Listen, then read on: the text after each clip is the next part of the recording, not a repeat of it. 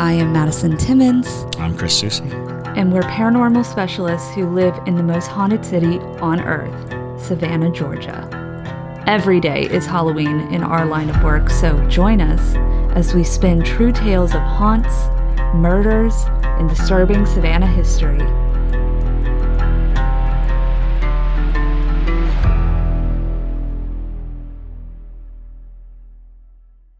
I'm Madison. I'm Chris. And welcome to the most haunted city on earth. Hello, and welcome back to another episode of the most haunted city on earth. My name is Madison Timmons. And I'm Chris Soucy. And I'm in the most haunted building in Savannah.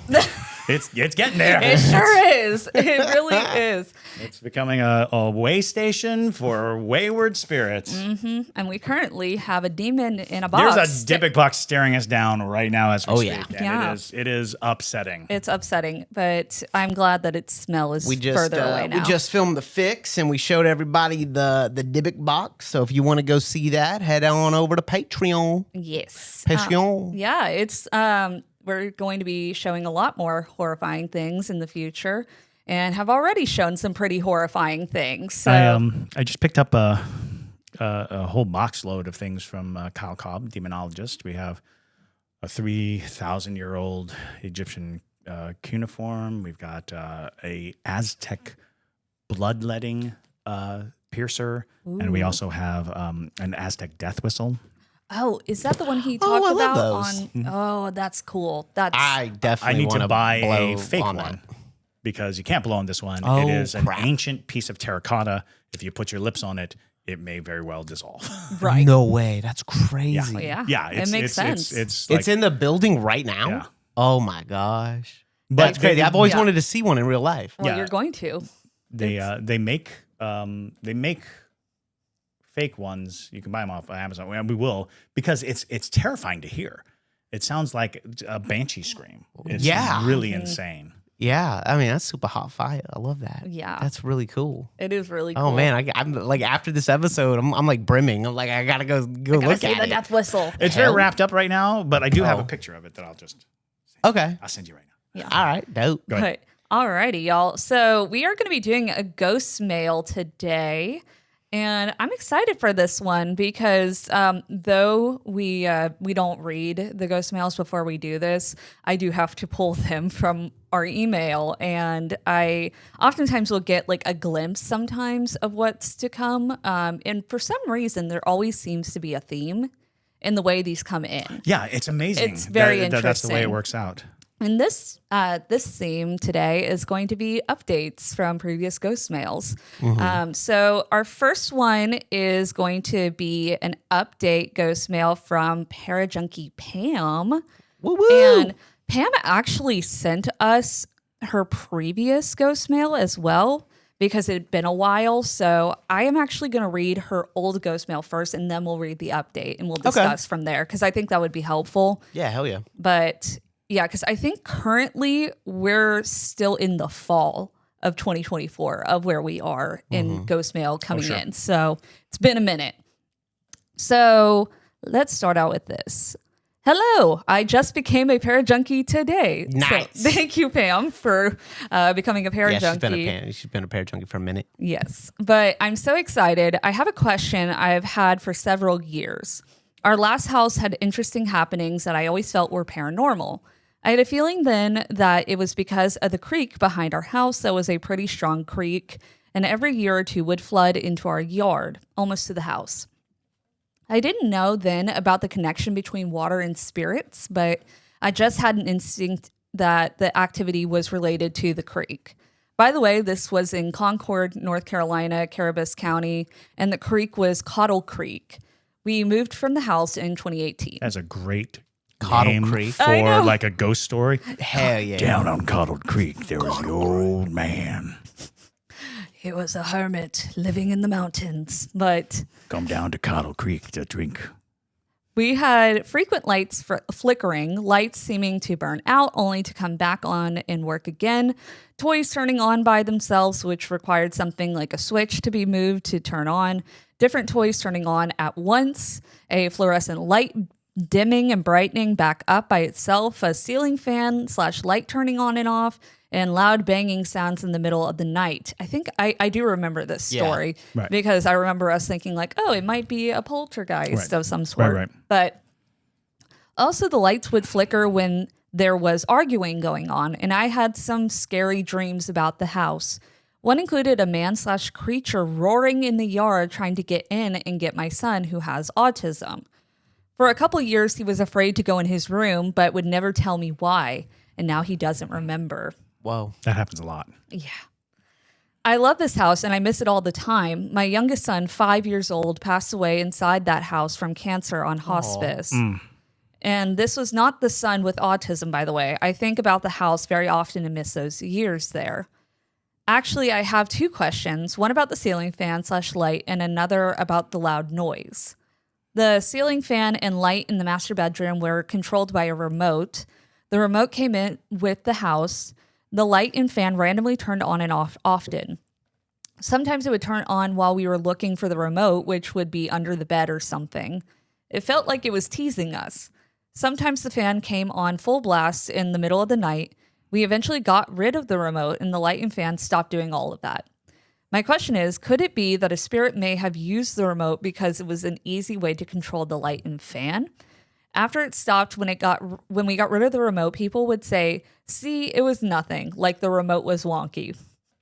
But I don't think the fact that the activity stopped without the remote rules out the paranormal. My next question has to do with the loud bangs in the night.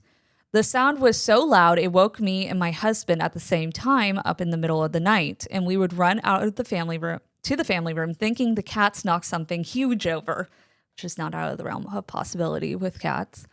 And then we'd find the cats were sound asleep and nothing anywhere had fallen. But these were loud sounds. I keep wondering what in the world made the sound. Can a spiritual, non-physical thing cause sound waves that we can hear? Were we hearing something happening in a different dimension? How could we hear a sound that came from nothing that actually happened? And I guess I have a third question. Often I wonder if my pain and grief now are somehow reaching into the past and somehow haunting our family in the past. Could my longing to jump into those days be spiritually reaching into the past and causing the paranormal activity? I think about those days in that house every single day. Thank you so much for reading my story and questions. I hope this wasn't too wordy. I'm so happy to have found you guys. Y'all peeps are the best. And side PS, I mentioned in the fix about hearing mommy or mama and baby when I fall asleep. I don't know if that relates to losing my son. I often visit graveyards and end up finding the graves of children and parents. Last time, though, was a bit creepy and my heebie-jeebie meter was going off. LOL. And it wasn't it was at exactly 3 a.m. And for the record, the activity began a couple months after we moved in, which was 2 years before my son that I lost was born. So I don't think it was related to his illness. So all of that. So is the first part the former letter? That was all the former letter. Right. And then this is going to be the update. Yeah, I was like, I feel like we addressed all of that. Exactly. Yes. Okay. Do y'all see Pam's comment? She's here. Yay, Pam! I'm glad that you are here because we might have questions for you. This is always exciting when this happens. Yes. Right. But, all right. So, hello, you guys. You all read my ghost mail on air in August. And in that ghost mail, I mentioned a dream I had during the time when all the weird stuff was happening in my house. I am attaching a file with that ghost mail to remind you, and thank you, Pam, for doing that. I appreciate it. And on the episode, Madison mentioned that she would be interested in hearing my dream, and I still am. I found my journal where I had written down this dream, so I am going to include in this email what I wrote down. I wrote down the dream on May 25th, 2012. My son, who I will refer to as Jay in this dream, was 10 at the time. He is on the autism spectrum. This was around the time that he was afraid of his room and the hallway outside of his room. He never told me what he was afraid of, and now he can't remember. He would often refuse to go into his room and avoid parts of the hall. So I'll refer to my husband at the time, as R, and I mentioned his older sister, S. My youngest was 1.5 years at the time, my youngest who we lost when he was 5. I start out describing that This took place in our house at the time, which was mixed up with a previous house. You know how dreams are. Side note, the lights in my room currently in 2024 are blinking, and you will see when I wrote down this dream in 2012, the fan came on by itself. Oh boy. That might be attachment, though. Oh, sure. You know? So here is the dream as written down on May 25th, 2012. R and I were asleep or in bed at nighttime in a combination of this house and our old house and old street name. Someone was opening the blinds or curtains actually from the outside of the house. I wondered how a person could do that. We had a really huge window that was really like a door. We were on a second floor with a deck, but the room was where S's room was at the old house. The person started banging on the window and slamming herself into it. I called 911 and said someone is trying to break into our house. We were very upset. Then I noticed the person was my cousin. So I told the person, wait, it's just my cousin, but I don't know why she's mad at me or how she got here. She lives far away, and I was not really scared anymore. She looked very troubled and crazy-eyed. She didn't look right. She was sad and kind of frantic and out of control. Eventually, she came in the house and sort of disappeared. Then we noticed Jay was out there wandering around on the deck right behind where my cousin had just been. We got angry with him and he got him in. He walked off to his room or somewhere. We sat and talked about the fact that the police were coming and might arrest Jay. I said I wanted to call them and tell them not to come, that it was all right. I said that Jay would freak out and be so scared and run. R wanted to teach him a lesson and let the police talk to him or scare him. I was getting frantic. I didn't know whether to call them or not. I thought, I'm his mother. I need to protect him and stop this before it's too late. I guess in the dream, I didn't actually tell the police not to come.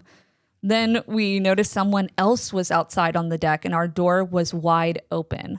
It was a man in a white t-shirt and pants, and he was growling. He was evil. He was looking around the deck. I immediately thought of Jay. Was he looking for Jay? So I went to find him in his room, and he wasn't there. But the front door was open. I could see Jay wandering around by the mailbox, and I could hear the growling of the man coming around the house from the backyard. Oof. Someone else was with Jay, but I couldn't tell who. Another child? Anyway, Jay came from the door, for the door. I don't think he saw the man, and I didn't call out so as to not give away his name or that he was there. But I was rushing him and this other person in who, the more I think, was really like a white circular blob. Like all I could see was a head. The fan just came on by itself in real life right now. Then the man who was still growling was rushing towards the door. Jay came in and I shut the door right after him. I was having a hard time with the lock, shutting the door right to get it to lock. The man was growling right at the door trying to get in, and I woke up. End of dream.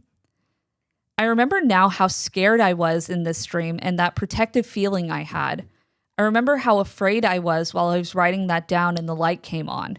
Oh, I remember the other day there was a few days time at one point during those times when there were flies in the house. They seemed to be coming up from the floor vents. It was so gross, and then it was over and only happened once. I'm going to attach a picture of our old backyard. I'm just curious if you pick up any vibes. I always thought the activity had something to do with the creek, which was behind all the trees on the right. Here's a happy dream. It's a short one. Soon after we lost my boy, I dreamed that he called me on my phone, which was weird because he was 5 and didn't have a phone. But his name showed up on my phone and I answered it. And he immediately started talking very excitedly, saying, "Mommy, Mommy, this is heaven. This is heaven." He was so happy and I could feel his excitement and I woke up. Do y'all think that was real? Thank you so much for any insights you can give and listening to my story. Y'all are the best. So we'll talk about the photo first, I guess. And JT, it's in the Ghostmail email if you want to pull it up. Yep. But yeah, I mean, your wood line is very off-putting. Right. Absorbs the light. It really does. Which is not to say that's abnormal for North Carolina woods, but it just does feel very dense, especially being so close to a creek. It's the gaping maw. It is the gaping maw. It's just like the maw at Chris's house. At the end of my street, there's just a big old maw, this opening in the wood line where it's like, oh yeah, you go in there, you get swallowed up. Mm-hmm. And it feels that way in your wood line as well, which is interesting. As for the dream, I wonder, I don't know if it might have been, because obviously your child was encountering something to make him feel so afraid to be in his room or in the hallway. So I'm wondering if you might have been, as his mother, starting to pick up on the same entity that was, trying to interact with him. And maybe the entity became angry because you were getting in the way of its connection with your child. But yeah, that makes sense. That's at least kind of what I took from the dream, because it did feel very much so like when you started to intervene, everything got more aggressive. Well, and it seemed like it was also doing some kind of testing where maybe it showed up as your cousin first to attempt to get into the building. And when it was able to infiltrate your space, it was able to show itself in a more aggressive form.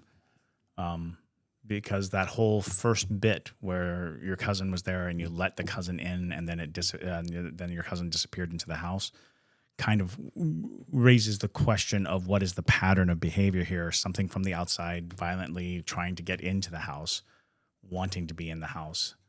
And it's an interesting dream. Well, especially because you said you had flies at one point in your house, which is always a sign of nefarious spiritual activity. Yeah.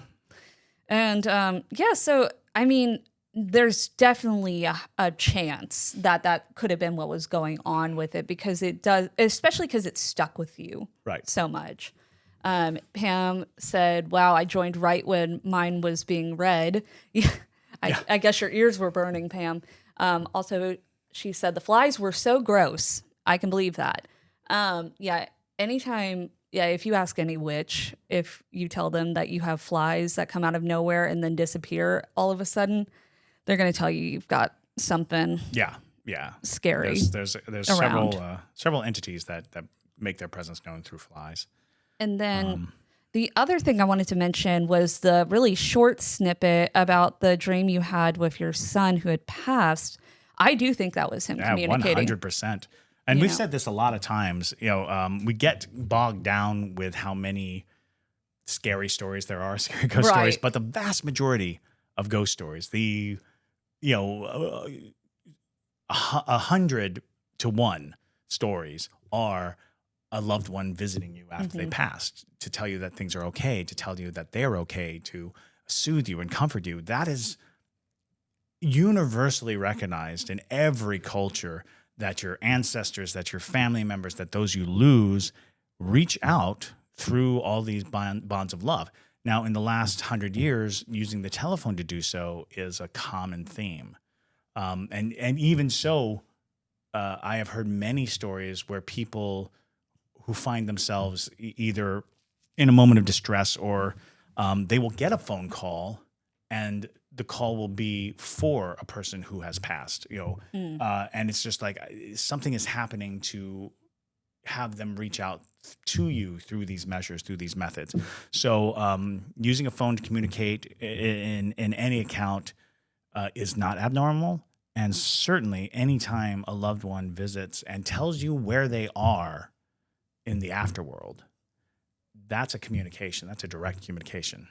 Yeah, I completely agree. And especially even though your son passed when he was so young, he would have been aware of a cell phone at least. And so it would have made sense that maybe whoever was helping him direct this communication was like, oh, you can give her a call. Right. Sorts, and even to that point of, understanding that that's the way you communicate, right. That's a method of communication, especially when you're far away, that just makes sense. It's like, if you know that the phone is so you can talk to someone far away, then that becomes the symbol speaking at a distance. Exactly. Yeah. But I think all of those are just very fascinating stories, Pam. And thank you so much for sharing them. Yeah, I do think you had some type of connection with that home, especially and if you're thinking of it that often, it does bring up a question of, were you haunting yourself? Because that was an interesting point that you made. If you were causing the encounters, which is not out of the realm of possibility. No, and we've talked about that as well. Heavy emotional output can literally stain an environment, and that environment then holds the emotional context. And time is not a barrier to spirits.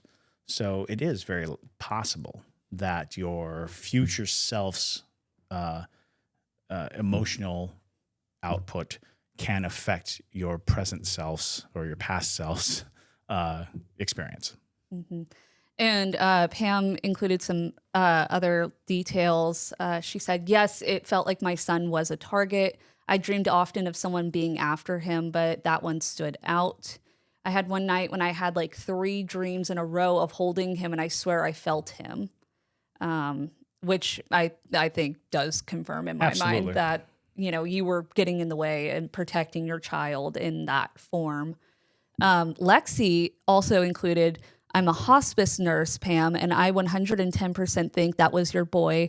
I see it happen to nearly every family member I care for. Absolutely. And Lexi, please send in your stories as well, because that's amazing. Pam said, he was so happy. When I feel sad, I remember how happy he was and how he wanted to share that with me. Lexi said, I have chills. What a beautiful, wonderful thing. It's really interesting being in hospice because I feel like these kinds of things happen regardless of religion, etc. And yes, that makes sense. And he loved my phone. Thank you so much. I just drove by there yesterday. I can get obsessed, which all of that was a wonderful thread. So thank y'all so much for sharing that. And I agree with you, Lexi. I do think that religion doesn't necessarily factor in the way of your loved ones communicating with you. If they're wanting to reach out to you, they're going to find a means to do so. So, thank you all so much for sharing. Again, Lexi, if you want to send us any stories that you have as well, please feel free to. But our next ghost mail is titled Ghosts from the Past. There you go. All right. All right. So this one comes from Jesse. Hey there, I've got a story I've been meaning to send you guys for a while now, so let's get into it. My name is Jesse from northern Minnesota. I had worked in an iron ore mine for about 14 some years, above ground running heavy equipment, but most underground. In my final years at this iron ore plant, I had worked in some of the older sections that most people didn't like because it was part of the old blast furnace. Dark and extremely hot and dirty, also and deadly at times. It was another night shift when it started at 5 p.m. gearing up, and all the small chatter in locker rooms getting gear on to shift change and getting our work orders to maintain equipment and what tasks needed to be done that night. I had been tasked to take 3 of the new crew members along with another senior staff to go make sure the cold side, aka the sections of the plant that are underground and were no longer in operation, were still safe and locked up. And if there was water down there, that the pumps were still in operation. It was about close to midnight. We had cleared 2 of the 5 sections. One of the new workers kept getting spooked. He kept looking over his shoulder, and so I stopped and asked what was going on. He looked pale white. I asked if he needed to go back or wanted to finish this last bit of the section before going to take a break. He just said he seen a red light from the darkness and swore of shadows. It kept moving with our group as we walked. I had asked if he would point out the direction of the light as it's pitch black down there. We have nothing but headlamps on our hard hats and handheld flashlights and the slight dim lights every so often above a pump or a service elevator. As he pointed in the direction, we heard a phone ring.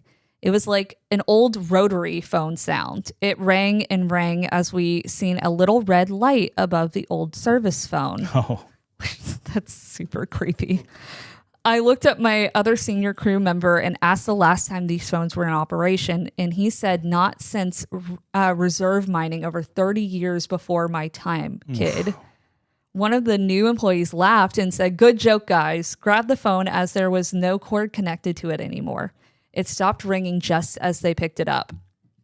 We heard footsteps coming from down the hall and sounds of metal clanging around as we came from there.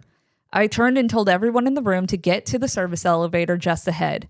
It's about a 2-man elevator and that's even a tight squeeze. They piled in, all in a panic, as we realized we all wouldn't fit, but I knew of a shortcut across old sections and belt tunnels. One of the new employees agreed they would make the run with me, while the others were scared out of their own skin. The elevator left us as we began to walk across the plant through abandoned rooms and shafts. We were walking up the final belt room when we heard another phone ring. We both stopped and looked at each other and agreed to keep walking and pass another phone. It rang and rang almost to the top at this point. We were running for what felt like an eternity. I don't know if you've ever ran in full steel toe boots, but it's not fun. LOL. As we reached the top of the last phone next to the service door, it rang about 4 times, then stopped. As we went to open the door, it rang 4 more times. I picked it up and heard a whisper section cleared. We ran so fast, I didn't realize I ripped the phone that was attached to the wall right off, ran right to the control room door and where we agreed to meet up. When we fell through the door, I dropped everything, told my boss I was done. I won't make anyone ever go down there again, nor will I. A few months later, I transferred to another part of the plant because whatever was down there gave me nightmares every night till I left the building, and still to this day, it gives me the creeps. Oh, Lord. Sorry for the long story, but I know after the eventful night, one of the new hires quit shortly after for health issues. And then sections were condemned unsafe for any foot travel. By the way, I did ask a old reserve employee what the phones were down there since they didn't have good radios at the time. They are for calling each section. It would ring so many rings per section, and whoever was on duty would give control room a report. As we ran up section 4, it rang 4 times. Whoever still was on duty down there, thank you for the cardio I didn't want that night. Thank you for your time. Always, Jesse. Stay spooky. wow. Jeez. Wow. That's an That's insane insane. story. Great That's a story. You can great make a movie out of Yeah, that. that you would be a really good movie. could. Absolutely. And so mines are notoriously haunted. Working in mines is incredibly dangerous. So many deaths occur in mines. It is not even, I don't think we appreciate what a dangerous industry mining is. Seriously. And to think that it's this phone that rings and is going section clear, that notion is because that has to be one of those paramount sensations.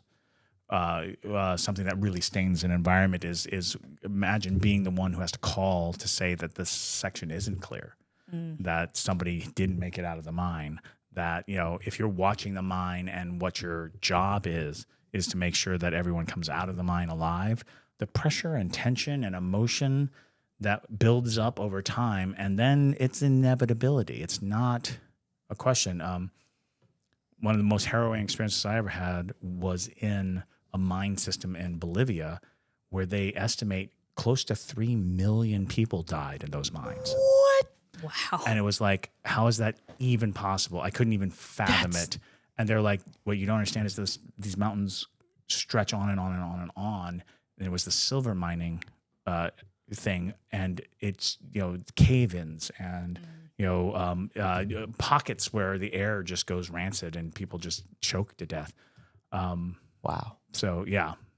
Wow. That's it really is an interesting story. And I wonder if it being an iron mine, if that didn't have something. Iron, yeah. Yeah, we talk about iron on the show a lot. Yeah, we do. I wonder if that's not just kind of holding all of that energy, whether it was, just a residual haunting or not. If that might attribute to the fact that it's so potent down there, because iron does oftentimes, one, it protects and it deflects against negative things, which is good for you. So more than likely what you were encountering wasn't necessarily evil. Right. But where you cut the iron away is a hole in that. Exactly. Exactly. So it could trap spirits to be in an iron mine. They can't get out. They're stuck in there.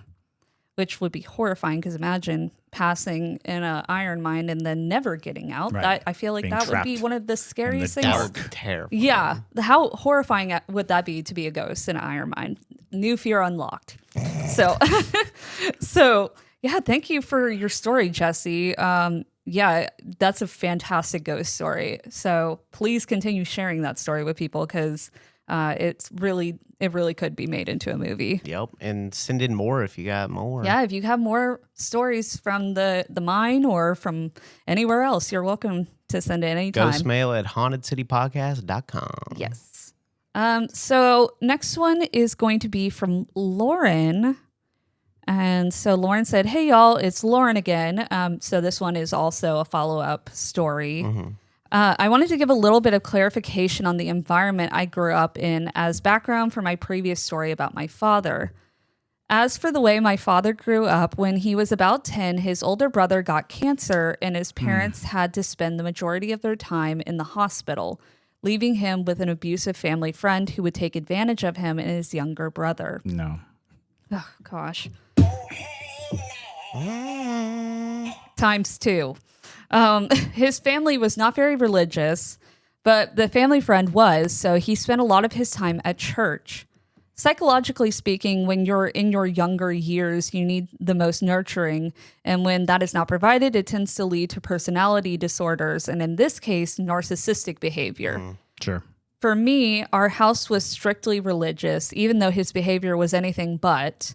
And he forced us to keep up the impression that we were a perfect white picket fence type family. Everything I did, watched, and listened to was strictly monitored by my father, and my mom monitored him. That is why my situation worsened when they divorced. As for the paranormal, my father frowned upon me being able to see and hear spirits, as he viewed it was anything but religious, which is an interesting take, truly. The very first experience I had with, as y'all called it, the broken neck man, was in a parking lot late at night coming back to the car from a piano lesson. My father was trying to get the car unlocked, and I felt like we were being watched. I turned to see the broken neck man standing under one of the street lamps across the lot. Ooh. That's horrifying. I said something out loud about there being a man. My father pushed it off as nothing and told me to stop lying, and said something about how God hates liars. Oh, Lord. I looked back to the man, and he started sprinting in our direction. Oh. I remember screaming at him to get the car unlocked, and the man disappeared only about 5 feet away when my father finally got it unlocked. After the whole laundry room debacle in my father's new house, he decided to sell everything, buy an RV, and leave the state. That night, while I was at my mom's house, I heard heavy footsteps walking up and down the hallway leading to my room. A few months later, I got up late at night to go get some water, and when I opened the door, I saw a dark shadow figure about 5'4", peeking around the corner of the hallway only about 5 feet away. I went back into my room and immediately began saging my room and sound cleansing while praying to several different gods in different religions, asking them to cleanse the house and remove whatever was in the house. The next morning, my mom, who at this point was more spiritual than religious, told me she had a crazy dream about a dark man trying to break into our house when several huge dogs started attacking it and chasing it down the street. These are the basic rundowns of the scarier experiences I've had. I have countless experiences from different locations, such as the Savannah Theater and Bobby Mackey's, as well as experiences with helping spirits pass on, if y'all would like to hear them. Yes. Yes, please. Please send all of those. Absolutely. Yeah, definitely, especially all of them, but especially the Savannah Theater story, because Absolutely. we are starting to hear a lot more coming out of the Savannah Theater now that it's being actively investigated often. So I'd love to hear your experiences. But yeah, this is actually really good additional information for that story, because I remember your story very well. Yeah. Yeah, so now this actually changes my perspective of what the broken neck man's purpose was. Because I want to say the last time we heard this story, or we read your story, we were almost under the impression that this was some sort of protective figure in a way, and it was protecting you from your dad. Right. But your mom's dream was what kind of switch things up for me, if you will. Right. Just because of the fact that she had a dream of dogs attacking a man while you were saging and sound cleansing and praying to a variety of gods. There are a number of different deities out there that are associated with big black dogs, and different pantheons and religions and all sorts of things.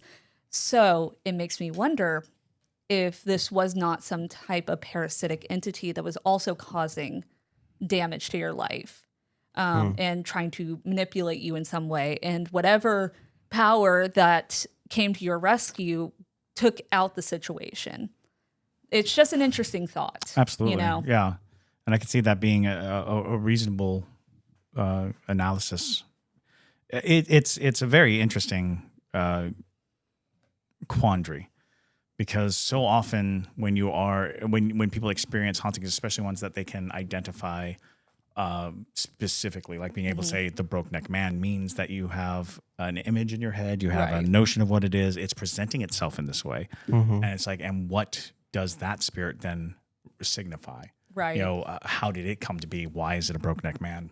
Was he hanged? Did he fall downstairs? You know, was he in a car accident? That kind of thing starts to bubble up along with your own familial lore, which, you know, speaks of terrible abuse, a lifetime of neglectful pain. Yeah. Because in this area, in this region, a broke neck man is oftentimes a lynching victim. And that type of abuse and that type of specific hatred and vitriol can definitely create a sensation of suffering and rage. Yeah. And if your father harbored deep pains, he was carrying around all the fuel to give a spirit like that more power and energy, but you were the one who could see him. You know, and that's something that's always been fascinating to me. There are people who probably have terrible spirits attached to them, doing damage to them, but because of their nature, they have no ability to recognize them, see them, have any interaction with them. And a lot of times they just come off as sad sacks. They come off as, you know, wow, that guy's just unlucky. You know, and it's like, well, is it possible that there's a spirit that was drawn to whatever darkness was inside them or whatever exuding emotional content was happening and feeding off of it, thus causing just a litany of terrible things. Yeah. So yeah, it's a compelling story. And by all means, share with us, your stories. I worked in the Savannah Theater for 17 years, and I have many stories of the Savannah Theater, and I'd love to hear your experiences. Yeah, and I'd, especially with Savannah Theater and Bobby Mackey's, both of those places are very And now that Bobby intense. Mackey's is gone, yes. You know, any story that you have of Bobby Mackey's, they did do it. Yep, it's fully gone, which is it's such a sad thing. It is a sad you know.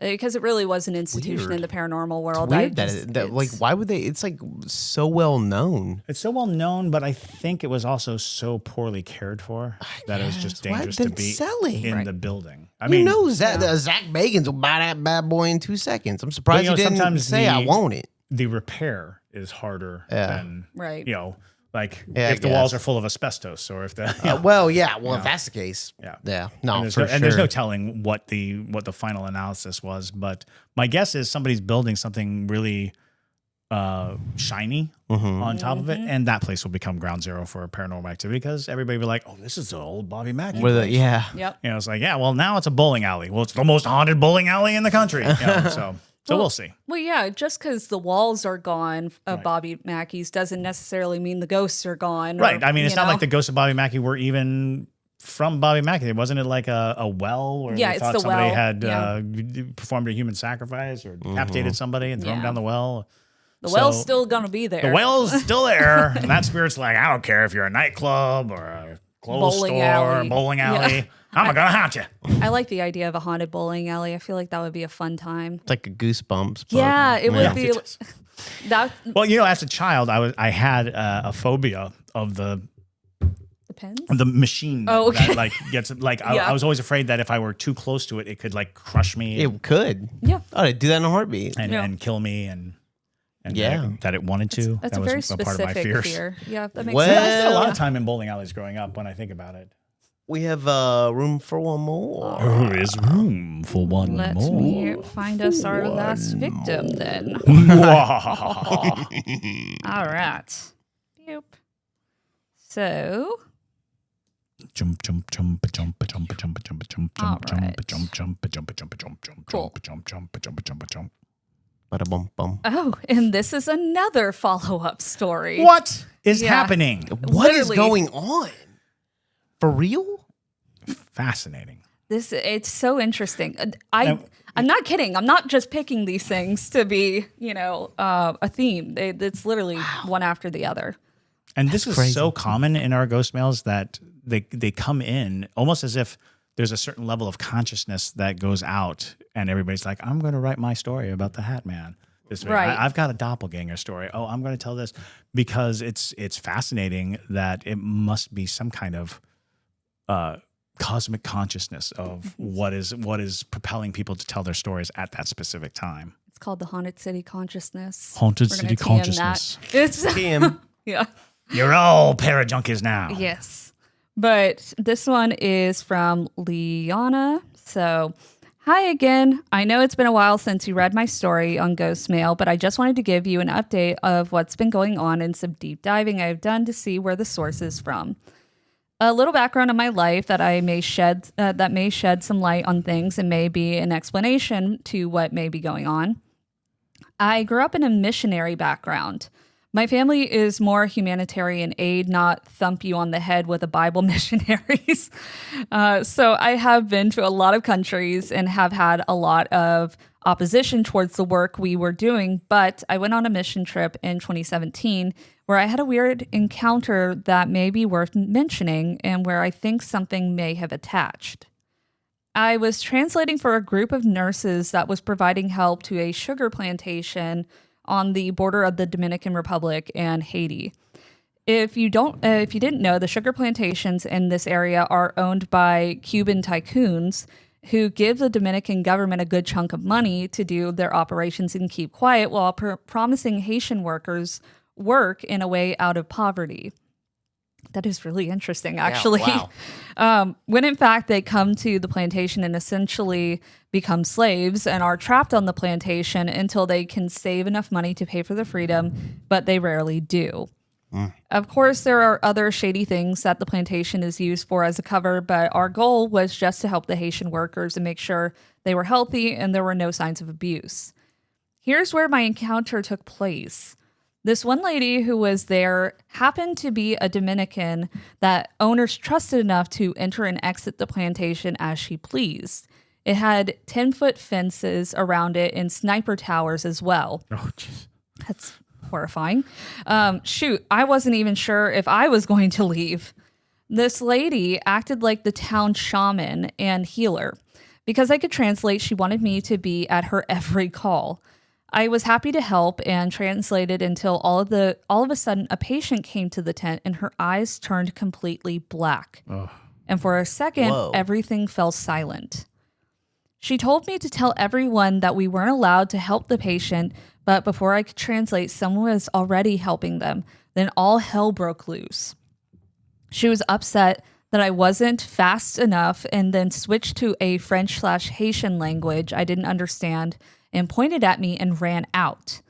We all finished and the patients we were with and got the F out before they locked us in the plantation. As we exited the plantation on the main road, all of a sudden it felt like the van/minibus we were on and got pulled backwards. The driver started hysterically crying, and we all looked back, and it was that lady standing in the road, specifically pointing at me, mumbling. Whoa. Oh my God, that's horrifying. This is also like a movie. It is like that. I can vividly still remember her face and features. Then in a blink of an eye, she was gone. A few months later, I was in Guatemala in their federal prison translating, and there was a prisoner who started mumbling at me as well. After this encounter, I was sick and bedridden for days to the point that I questioned how I survived. I didn't put the two events together until I started talking to my mentors and others who went on these trips the last couple months. When I came back from these trips is when my father-in-law started having problems with me, even though he had known me for 5 years prior. And honestly, the things he had issues with are definitely things that had been told to me on these trips as well. For example, as I said in my first email, I am a quiet person and don't really stand up for myself, really, but going on these trips forced me to be a leader and kind of have to have a strong backbone. That gave me a little confidence, and that is not liked in a lot of Latin American countries, let alone small towns. I was told I was being too bold, assertive, and vocal, when I really should have seen and not heard. This is something my father-in-law has said. I think it may have been a curse that was put on me by that lady, then affirmed by the prisoner and then my father-in-law. But I also believe there are battles going on in the spiritual realm that we can maybe catch a glimpse of every once in a while. Clarification for the exorcist showing up to my house. Yeah, it was that random. It was one of my friends who had some experience, and the main argument for bringing him over was I needed to learn that I could never wear the pants in the family. Wasn't trying to. I just stood up for myself for the first time ever and said I wanted to be with my grandmother for Christmas. I wasn't silent, but was heard. Here's the kicker. My grandmother was the strongest, most opinionated woman I know. She always stood up for me and was my voice, but she was passing away. She pretty much told me the confidence to be who I wanted to be, not take everyone's opinions to heart, and to live life unapologetically. And my husband, being the amazing guy that he is, was all for it. He's my biggest cheerleader. So I stepped out and took bigger steps in my career and took chances. Every time something big could possibly be coming, it was when I would suddenly lose my job. My husband and I have come to the conclusion that something may have attached and been giving people a fear of who I could become if I wasn't silenced merely because I probably could do great things. Please hear me when I say that I am saying this in the most humble way possible. I am a nobody. And every step I took kind of ruffled some feathers. The last few months have actually been phenomenal. We went minimal contact with the in-laws, got re-blessed, and cleansed the house. So far, so good. Career-wise, I am still traumatized by administration. I was a teacher, but a lot of old students have been inviting me to their graduations, pinning, sporting events, and milestone celebrations. So that gives me so much peace knowing that I was good at my job and made a difference. As far as the house and my kids waving and seeing things, I completely am convinced it's my Oma and Opa protecting them. Let me know if you have any more questions or if something doesn't make sense.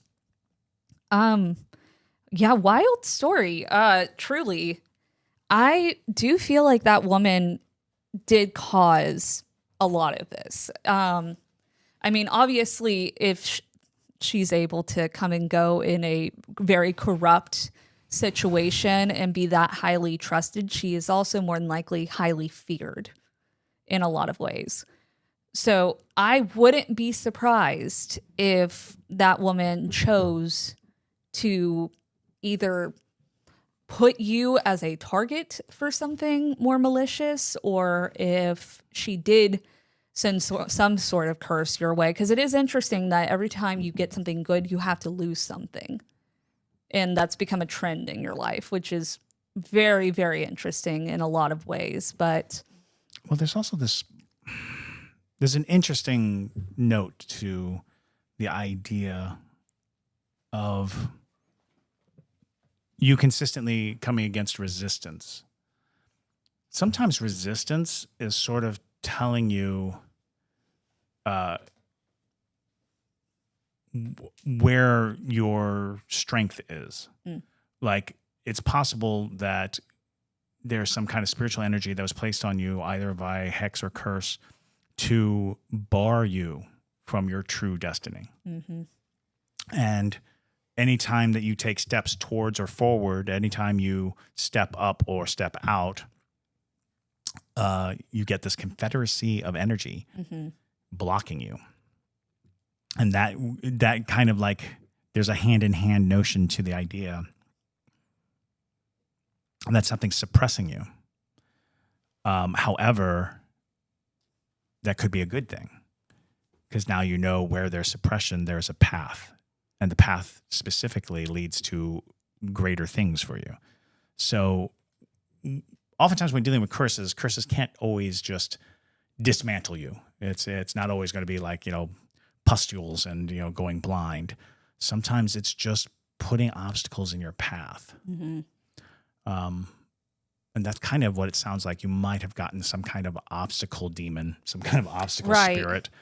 And when you have that sensation, when you see people kind of conspiring against you or pushing against you, maybe it's because you are showcasing the traits that would benefit you the most.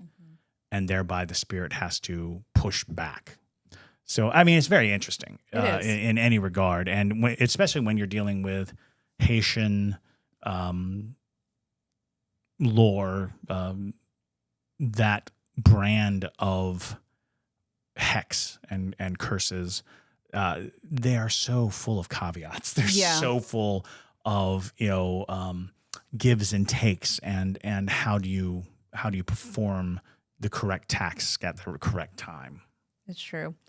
I think my last bit of insight that I kind of picked up from it, another theory of why these people are very aggressive towards you, is there's a theory that when there are people who have, and it's going to sound very hippy-dippy, higher vibrations, if you will, than others, because there are people out there who, in the words of the Conjuring House owner, are low density, if you will.